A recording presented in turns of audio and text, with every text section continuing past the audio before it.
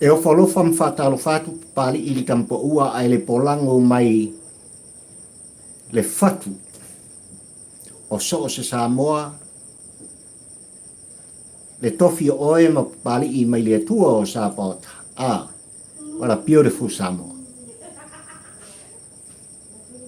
Le nei tula o le fiafi Samoa e malau tāpua i whafonfonga.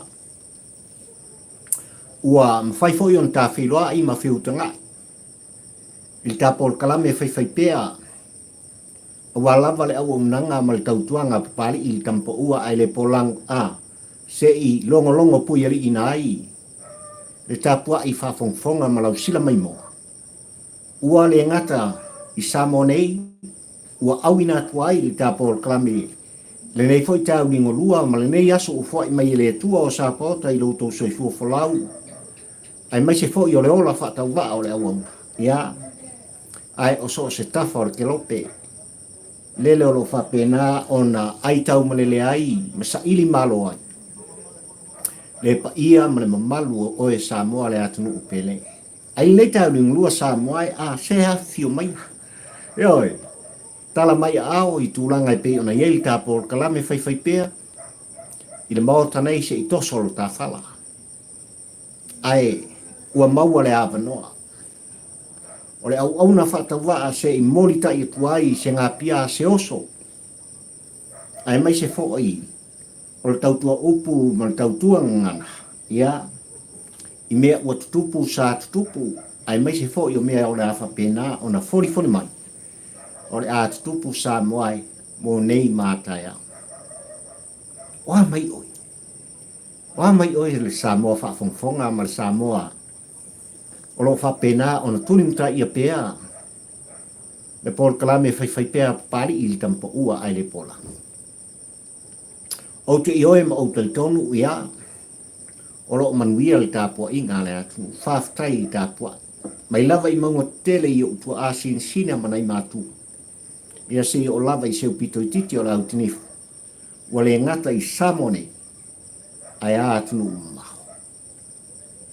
O lo manuia pali i marwhai ngā malaka. Tūlanga i pei on tu ua i fo i au te aroa se i malanga mai se i mori mawina. Ia tūlanga i pei ona iai i o ta atunu uni nei vai tau ai mai se o le tele o wha upunga mwha talaka. I so se meu fe avea ua fe toswa ina ai. Whapa tolo loi le tāpua i whafonfonga ale Samoa ai tau male. Talo wha. Ai le tau ringlua Samoa i tūlanga i pe ona e tanga i ane i tūlanga i pe ona ni ai. Le au ngau au te le au tū o mafonfonga ma le launga whaatampo ua ai le pola. O le awa tū lea ma le au mai. Le mota lea o Samoa lo whapena na me tei ai. Il tō whātala. Le whautautanga o. A tai o le tātunu i le awa tū ma le au mai. Ua au tū i ai. Le launga whaatampa ua ai le polango i nei tau ringulua o lea ua. Tātonu leiva i a te au tono o Samonei ia i oe matalitono pupali ua tāle valu. Ioi, i si o ainga ma si o atunu i New Zealand. Ia, mulimuli mai taimi o au Sitalia i so se stete. Ia, ai mai se foi o Amerika tele. Ia manisi tafa o le kelope i so se suya inga. O le ta folaunga ma le ta sanga ma le ta malaka. Ai fa mai launga au te ma le au tu o le launga pari i tampo ua ai le polango Samoa i nei te au ringulua. Mori ta iatu i o tō mota mo tō lawa mai Samone. Ia. O le upu tau tino. Ua Sefe e la fionga i a Fiame. Ua Sefe e la fionga i sao whapito. Le pālimia tau sala o le tātunu u. Le fionga i a Fonotoe. Le ua a vea mataitai. O le tu e ngai al whainga malo i te tonu al mota fono o Samoa. Ona o la fonga ma saunoka. Ai o tu sa o fo i solo le de maloa. ua fofola fo il fala ilana fionga il fong fetalai ma ia fa pe atu o le lapta inga mulimuli le namo oe o le sasa anga lea po le sauna anga lea i le sunga le pali i li o ta eu maspa o le fong fetalai o le maota fono o Samoa. Wow. Ele ia se sini? Ya. Ua amata o na maia. Le malu si anga. O tula fono le maota lea. Ua amata fo i o na mori mawina le fata waina. E lana fionga le fongfetala i o na maota fono o Samoa. Au lape o tula fono. O lo fa foi ai le avatu ma le au mai i upu fai o Samoa. O le atele i eise whamitalanga pari i tampa ua ai le polango muri mai. I ai le au ngau au te ma le au tu o le lau. E moli ta i atu. I au tau maota, ma au tau lawa. I lau ta pua i whafongfonga ma lau sila mai mo Samoa. Ia, i le nei te au ni ngolua ma le ta pol kalame fai pea.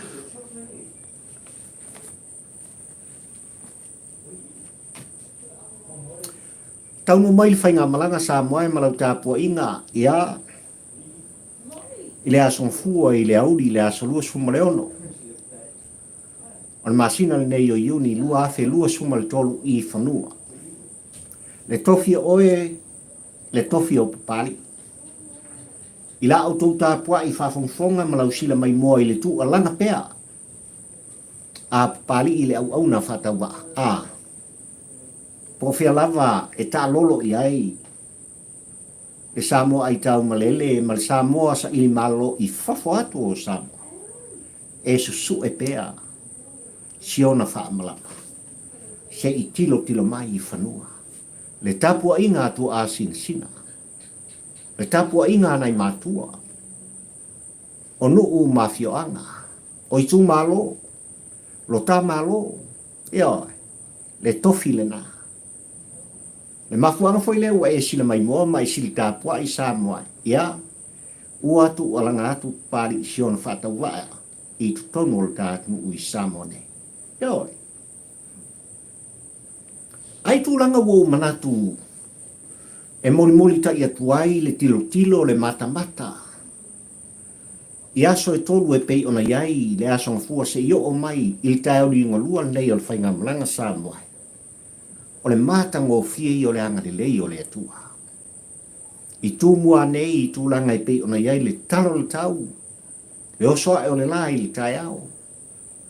Ia, le manu mai o le pongi sā ma tūlanga i pei ona iai le soifua folau o tātou tangata. Ma le feo ai o tātou tangata i le mea i le tofi, le tāleni o ngā luenga. Ma so se mea māti nai. Ua whatinoina e o tātou tangata i tutonu o Samone. Ua o mai tawina ua minoi i tangata uma. O le upu tau tino lea. Ua ala langa fo i tangata ma ua whao Sofia. La ngona o tangata Samu moe ma pai e Samu. E tū lai man ngālu lue. I le tofi. O sos tangata i ona whanua moane ele. O alama le tausinga o ainga ma whanau. Le nuu le kalesia. Ai maise o Samoa poto. O le mata lea i le taunu mai o le whainga malanga. I le lua aso o tuna i atu Samoa. E iai masei. E iai whale tonu. E iai mea e ono o iai le whamtalanga Papalii i le tampo ua ai le pola. Le anga ua moni mawina e o umata Samoa. O lo o taa pea le fili mai ki Apollo. Na avela u wha mua i le la le lei o tūmua. Na avel wha mua se i o wasia no whanga ua tauta ua ai lo tātunu ua le ngata o ata tifanga ma le ano noa i Samoa O Paul Kalame ua malanga mai atunu I fafo e pei o Australia. I le survival. Se ia ua sia ia tūlanga e pei ona iai matawhanga e mai se fo'i. O le aho au te lenga o le mata ma le vava ai tūlanga e pei ona i. Le wha mua le nā Papalii tampo ua ai le polango ai mai se. O sia ua ua inga whata wa. Na mori mawina ai li tātou anga i atu le fioanga o mata au tu le whanga. Wa fo'i tūlanga e pei ona iai le return to paradise. Ea oi. Le fioanga o lele o a fio ai tam suafa I al maru ma le mamea, ia. Ai mai se fo'i, e malu ia te oe sa le ali. Ia, tūlanga whaalupe o le fioanga. Ai a le pui ngā tu sakai. Mātango fie mea. I le mata mata I tilo. Le atina ina, wa lava tūlanga e pei ona, fa tosi nai. Le ano noa I wale ngata o lo Samoa ai tau malele. Le Samoa sa ili malo I fafo. Ai so se lanu ma so se ngaka. Ai ile aso le nei Samoa sa o iai. Ila matawhanga le tenei titi o mata refa. Eo. Se iok tilo fo I ma se iok mata le anga e whaingata. Ile sa pu e tuai le ata o lele kou te mai moina ai ia tūlanga fo'i ia o le Paul Kalame whaabe a pea Australia le survival. Ia. E se le mātango fia le mtawhanga. Le ngā lulua I lātou ua lātou whaatino ina ia tūlanga ua lava le tāpenanga. O tūlanga e pei ona iei fo'i lea la le lei o le whanga ia ai maise o I nei tūmua. Ia te oe le tangata e te malanga mai e te fia faa awhio ai. Malanga solo tau te sila matantangai. Il tūlanga e pei ona iei la lei o Samoa. Paulona. E le fau le tilo o Papalii I tampa ua ai le polango Samoa I tūlanga I le ala. Ma le awala o lo whapea ona whaonga ina. Le anga I atu. I le matawhanga I mātau le wha. Mai māu e le matawhanga. I le taunu whainga I lātou o lo whapena o lātou whātinoina. Ai o le awala e anga I atu. I le matarewa Samoa. Wa vea o se aitu tuli tangata. Wa vea mangata uongo I le ala. E musua ai tangata e fia tawhao ma fia matabata. Ono tūlanga I le whale tonu o le awala. Ai le mōni maua I lātou o lo whātinoina I le nei fo I matawhanga mātango fie ai maise o le lanu lau ava o la au o lo si o mio ai I le nei matawhanga Samoa. Sai ai whanua o le fatua fo I atu lana fionga le kovana ma le au malanga Australia. Nga rato wasia. O tangata saina e pei ona malanga mai I malanga tu sao lea o tau fie le taimini nei. Sa malanga ia o pasi o ta vale whatumuri aina. O sos tangata. Ai o le mori mau nei a malanga umalawa. E o fo I a pari I malon whataua. Ua a bea le awala nei. E whai mai tu tuli tangata. Ai o le mata whangalava e whiofofta I ai la ngona o le filemu. E whaafo isi ai le malosi o soos tangata. E whaafo wina ai foi I el soifuanga. O oe le Samoa ma pari I le tampa ua ai le pola. Pea e a whea mai asia. Upu tau tino. Ai o le fisi le pari I le tampa ua ai le polango. I tūlanga e pei ona mai tauina. Ma le taltal noa ia I lātou o lo whapena. Na whātino ina. Ia tūlanga e pei ona iei le matarewa. Talo whai. O le fisili I lau o fionga I le tam suafa le mamea lo pati. O le ua vea nei o sui ia o le tātunu o ia o se sui o le fono a sui o le tātunu u Samoa. O ia fo i se tasi o faipule i longa malona tula i mai tutonu o upu fai o le tātunu u ai mai se o lan tautua ia le whanga mwhare asila. O le ngata i le awhionga ia le mamea lo pati. Ai fisiringia fo i e Papalii i le tampo ua ai le polango. Lau whionga ia le malu. I tūlanga i pei ona anga i ai le wha Paul Kalame ina o la lua Paul Kalame. Anga i atu i a Salamumu tau fia le awala. Ai wa bea le whioanga o Salamumu e toso mai ai le vai. Anga i mai le Matarewa. Talo whai. E lei titi le whae a Samoa i la uwhionga ma mea tulou suafa. Ai o tūlanga i pei ona o i ai le a singa le neiva sa Samoa ina ua mau e Papalii i le tampo ua ai le polango mori mau tu o tūlanga ua ngai e tuai ia na whionga le sui o le fono si tofia o le tātu me whionga le mame ropa. A so le su ngai. Kau kuku mai kongu sia kako wapio. Ia. Tutu mai tonu. E tō wha. Tō wha wha tamali i tūlanga i pei ona iai. Le sa ilinga malo male atina ina. O tangata o le whionga. Talo whai. Ia, talo whai. Ua le ngata ua sia mo la tūtau whai e tā ofi tūlanga ua ngalua i nai. E le tā whai ngā malo o tūlai mai, ai mai se lava o lana whionga. I le minsta o ngā luenga tele, olo fiti vai, ioe. E le tau whesilingi ia Salamumu o sitasi o whioanga o lana whionga i le li minsta. A o tūlanga lava e pei o na wha lau le iei ala, a ngai, i mata whanga e se whiawhio ai ai le pa ia mane maru o sa mo pot. Ngata whai mai. Ai o la vea malape i tūlanga e pe ona vakua i Papalii le mori mauola i tūlanga e pe ona iei le awala. Anga i atu i le ala tele i le ala malingi i Samoa. Se i o lava i le mata whanga i Matarewa. Lau whionga i le minsta o ngā buenga.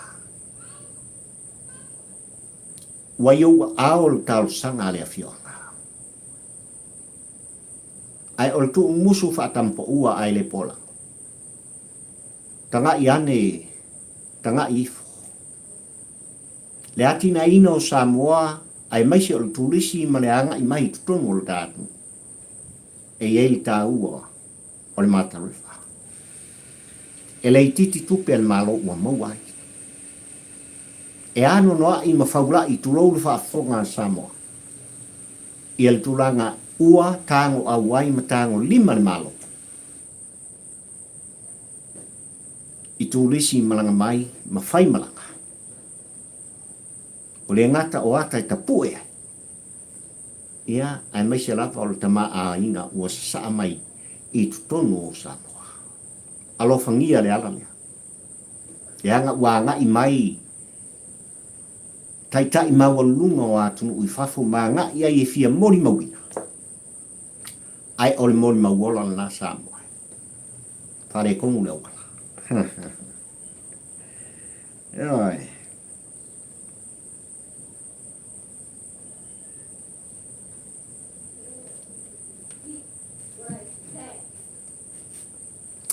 Tūlanga e pei ona iai, ia le tau mulimuli i le abatu ma le umaisa moa i tūlanga o loo tālia ai. Ia tūlafono e pei ona tofi ai.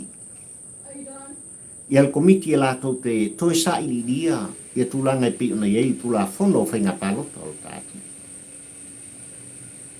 Ai tū muso a pulotu i a pari i tampo ua ai le pola. Wa vea o se tala leo malie. Wa veo se tala fia i tapua inga a oe Samoa, wale ngata le Samoa ai tau malele, ai o pari I fo I whata waa male au auna I ate, oe Samoa I upu mat whamatalaka. O le memo mua I fio, I ai whamatalanga pari, ele o toi pō malei, I lau sila tāpua I Samoa I tūlanga na ave e sinai, e whainga maloa tui la epar hero pipi, ai meisa le pai inga, se furu maleono se mga atini. E no foa o sale aula I tutonu le maota fono o Samoa. O le upu tautino pari I wale atoa, pou le whare, pou le maota lea. Upu tautino lea, I le pai inga sumar fitu le me. Ua le aise leo sale aula. O se tasi e ono I ai fo I pule le motele o salafai. Ai tu muso plotu I a pali I le tau mulimuli, le tu fesitsili, I tu langa I pe ona iai le malanga mai. O se tala leo malie. I tu langa ua fata oto ina ai I tu la fono, e pe ona toe sa I ai il komiti ni tō fiaila. E hao ni toe whafo. Ia le pou o sale aula. E sao wha I ai. Le mamalu o sale aula I tonu le maota o Samoa. Wow. O se tala leo mani. E ui ele I te tala. Whai tutoa o tūlanga I pe ona iai le sa ili ringa ma li poti al komiti Samoa. Ai o le tu umusu nā. Ua le ngata I a sale aula I tūlanga I pe ona iai. Lonu fo I tutonu le maota fono o Samoa. A o oe le Samoa I tau mali. Ia. Tasi o vaenga. Na tualanga I ai le whainga malona e whiwhia le whātua tua I le atua Samoa utas. Le ai a ta tau le nā le Samoa. O oe mapari I le tampa ua ai le pola. Na e tu ua whanua. Na e aru ese ma Samoa. O le ale mafuaka. Sa ilinga manuia. O le sa ilinga o manuia. Ua le ngata I so se Samoa. Ai o le manuia e toi sa saa mai. Il tapua inga Samoa I whanua. Ai ale whainga malo. Alo tātu. Ua I ai tu tonu o le ripoti al komiti no lato saili lia Samoa le whata waina o la waia tau oe le Samoa ai tau male oe le Samoa tau tua apa mai fafo le Samoa e tupe I fafo pe halava le tafa o ke lope o lo whapena o na papa au sa ili malo ai susu e pea le wha malama ma tilo mai il tapua inga I whanua. I le whono usu o le tātu u Samoa o lo wha ngasolo nei tūlanga I pe una iei le awatu ma le au mai ua le ngata il tala au tua le tupe lua o lua suma le tolu I lua o lua suma le wha a o tūla whono fo I sa tau wha ofi tono le maota whono o Samoa leo lo iei e sau malama sau le taia ona fola lo lea e lana fionga le minsta o leo fale pui tinei mu o ia fo I o le minsta o whainga pālota al tātu tūlanga I pe ona iei tu muso plotu lea na mori tei mai papari aukala pari longo le tapu ainga o se tala leo mani a ese I o tātu tālia lei o le aso, lei o fontanga, o tūlanga I le taea o le taimi ma le aso. O le awhafola ai le whala I luma, o le whona malu o Samoa, ai whaafonga le tāpua inga a Samoa ma le atunu. Wa le ngata I whanua, ai o le Samoa ai tau malele. Male au mau au te male au tua le launga pari I tampa ua ai le polango Samoa I ne tae rungua. Sefe lana fionga I te mai tai pāri mia. Fiame nao mi mta afa. Lea fionga le sau whapito. Lea mumua le tui atua. Whetalainga i ala ngufu. Po lea fionga i a Fonotoe. Eoi. O le ua vea matai tai o le tue ngai al whainga malo. I tonu. O upu whai o le datu. O le ale winga o le mea. Ua manino lau tāpua i whafonfonga sa moai. Il fono usu o le datu. E tele mea. Wa le ngata i le maitau no nofo o e Samoa a o tonu fo i le maota ma le maitau pea. Ma le tau fiofi umai a pea. O le sunga le pali i po le afionga. I le fonfetalai o le maota fono o Samoa. To leo o le makuale mafufau o le tangata. E fai si le mafufau so le tangata. O fea sai ai la ngona nei o nei tangata. Wale ngata ele pai inga sifuma leono ua tuana i atu. O tua atu, ma tua. Langa le upu tau tino le tapo le kalame Samoa e sa autou le whaafonga ma o whaalongo. I la ngona ma whaupunga ma whaamtalanga. Leo wa mtalai a senga. I fina ngalo o tangata nei. Wale ngata i a Fonotoe o ia o le taitai. Ia, ai mai se fo o isi o whaipule pe o whaipule. O sa fata numeltas.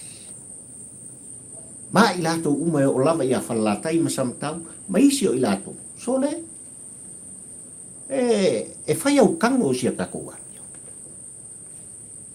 E iai au lape al tula fono. O le maota fono. Ai mamao le tō wha sa moai. Le tō wha lofa. A le tai o tāre. Te tau sala pāle mia o Samoa.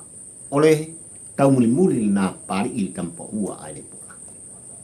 A le upu tau tino. Ua. Wa ui le mai.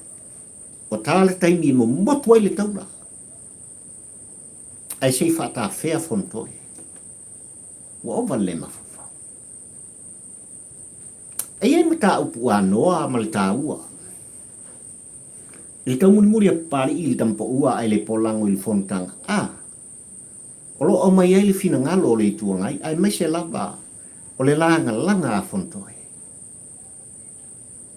Ai aho o i tūlanga i pi ona iai, e whata o tonga, o au lape o tūla fono le mota, i tūlanga i le avatu ma le umpai.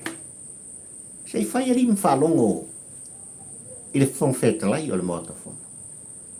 Ioi. Se fai ma se iau tau wha fongo i nā i loa i tangata e te lele tau wha. E i nā e i ngoa e i loa i tangata. E iei tau wha poto. Le anga sa aloa le mfoa. Sa pulapu tu lou wha fonga Samoa. Ia, upo ka meki. Ia, awha mai loa tari. Salap tu lou lo wha fonga Samoa. Ao le ale mele tu. E munga, e ngutu oso, ai o le tele o mea, e le aini wha maunika, le awa tūlena, ma le au mai sa moai. Ngai, leo toi pō malai, tūlanga i pei ona, tau ma whai ai le tō rua le nei, wale ngata o le whaipule, le afionga le taitai o le tue ngai a o le whaipule fo i o sa whata numel tasi Samoa. Tu alanga mtu fongo ua ngau le atu, ua ngau le ma. A ngau ngawai. Talo whai. Talo whai i manatu nei marenga ngana lea Samoa. Lea sa whaafolau ai le atu upele. Ele hero pipi. I le fast fulu tau sanga. Ta fili sau noa ai ma ta alo ai tangata Samoa i tūlanga o le poli, o le kea, o mea ai malo, o mea Samoa. Ka kufuri e fai. A ngau ngau. Ai wal ta ulingolua mal fono usu ore atu. A solusu mal valu.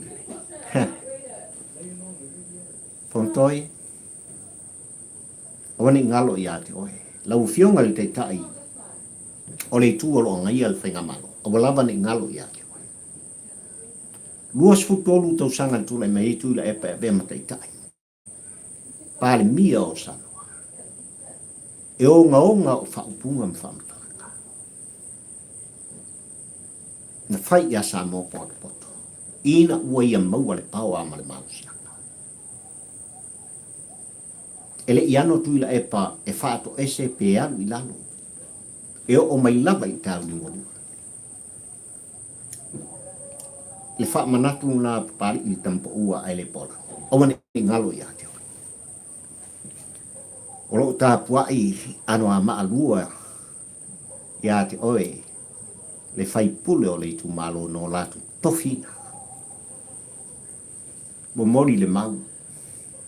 Ile anoa maleta. Ai soia ia. Tau te milo.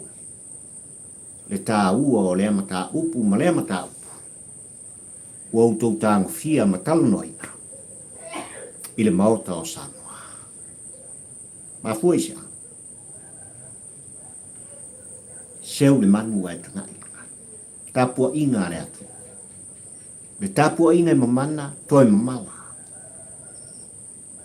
Ioi. Le tāpua inga lea. Tāpua inga a Samoa. Ese le tāpua. O so se malanga esi. Ia si i mari ioenga mali tautunu. Olo ia i tāpua inga. O nā e manu lea ma e manu. Ai a fai e whaari. Le whaale e kekea. Le whaale e mingao. Ioi. Le iloa mane mana. Awane ngalo ia te oe. Lau fionga le teitai o le tua ngai tono motu fono o Samoa. Mo moli lau whaaftai il te maitai pāre mia. Mo moli lau wha malo. Le anga le teitai na tutofi e le atua. Upu tau tino. Le tō wha lofa le nā. Le tō wha mamao le nā. E oe. Ale fionga, ile te mai tai pani. Na sefe mai ai oe. Ai se manu oe. Lau fionga le te tai o le tuongai. Ua, pai farisa. Pai Fonotoe. Upu tau kino na. Ile mata. Mal tau mulimuli a Papalii. Le tampo ua ai le pola.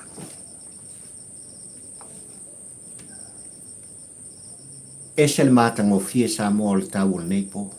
E oe. Ilu tātu upele ai mesi fo i. O le whale o Papalii i tampo ua ai le pola. What a beautiful Samoa.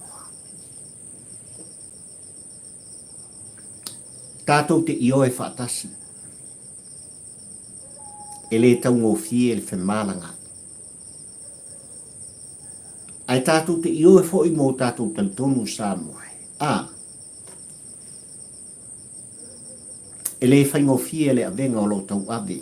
E le whainga malona e filifilia. I le tau tongina. O ai tālafu. Ai le waana o malanga mai ai tūlanga.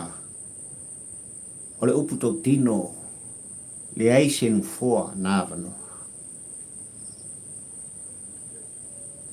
O tangata ua fia malanga mai. O le pa ia mre mamalu o Samoa. Ua naunau mai. Se i malanga mai. Se i militino. Fe fusi ai. Fe songi ai. I tāpua inga pulotu. Ai maise o le tāpua inga nai tua mamatua. Ainga o lo tu i pēa le mulipaka. Ma tāpua i atu i le sa ili ngā māloa le Samoa. O le ngata lai o tātou tangata. ai ole ano noa o fōlinga ese i le ngangana malala. Ua sa amai le tamau ainga i tutonu o le dātu. Muria i se whaamtalanga o le anganga o le whaamalo, ai o se tu musu fo i a Papalii i lau tāpua inga sa moa i tūlanga i le maitau le mulimuli. Ia male ano noa i o mea o le a whapena. O na o i ai le au na. Ia, ai maise o le au ngau au te ma le whaamui moa le whaimaranga mai. O le au tō sila mai moa ma sila whaafonga, mulimuli mai. Ai le au te lenga, o le nei a fiafi sa moa e o manatu te le tu ua oe. Ia oe, le anga e whangata oe sa moa o le pele pari i malau tāpua i nga. Whaafitai tele. O lo mau sa moa, o le upu tautino o le tampo ua e le pola. E uina o tu alanga mai au kilani ni usila sa moa i tūlanga. O lo tu alanga pia i le tau mulimuli le avatu ma le au mai i le mata ma le wabai. Ai ua mori mau mata o pari. Ia, peian o talanoa, i tele o tai. Kara kasi apa senga o le au kakaale ka solo i kai makeke. Ka solo le kauraka. Ia, hekeke. Ia, sa le mea mari. Hekeke ia le kope mai o le ngangu. Reis ka ala fai mesinga lima ka ala esi ai. Ai ngangu. Ia, ia, whakula paisa le. Sio ke nei dua ngangu. Ele sa fasau. Ia koe sau le fasau moa o ka se launga. O se makua launga. Ia, i la tōna. I de unga ka ilang niu. I de unga ka fu i leanga fai ai tu lou whaafonga sam. Ai ua mio ai. I lo lato filosofi pasi so lea fio anga ma lea fio anga. Ia ngā solo mai le taunaka. Su e ai i le aisi. Ai o le au le lei la le lei o tangata le ngate la. Sio le malo losi. O le makua i maso maso. So le aka. O le makua ki te le. Ia ko vai mea pari ukau le maso. Kasi se maso so le skar. Io e whape ka mai le maso. Ka ino fol kamale o rem. Kamale o a. Ni mga le kupu ia pia. So ke ia kope mai o le ngangu waliska. O le la iki o ka kasole. Ka lo fai. Ia sa o ide o vau. Ta ila, ta ino. Wa mai da ua o te mare au tu o le la unga pari i tampo ua e le polango sa moa ua foi. I tapo kalame ua tu fono tua i fanua nei ma samone. Ua sefe fiame. Eo sefe le lei fiame, le fionga le tamai tai Papalii. Eo la fionga Fonotoe. Eo alula ia mare osole. Ai fai mai a la fionga le fonfitlai le sunga le pari. Ponkoi. Le lapka inga mulimuli nga moa. Eo. E ke koe se sero al kako funkanga. Ile ngaka e sei oe, koe sei marea. Rāre winga o le sei, koe sei marea. E o al ka avare lefe roe. E o a isi whamu nianga umanku i ngā kui ei. E lana fionga le whangawhitai. Le anga o tō fia o ita. E a bea mataitai. Ora winga ka sei umangi. Fai fuafua. Ma fai mani. Le anga o lo mai moa mta tuai. Le atunu upele.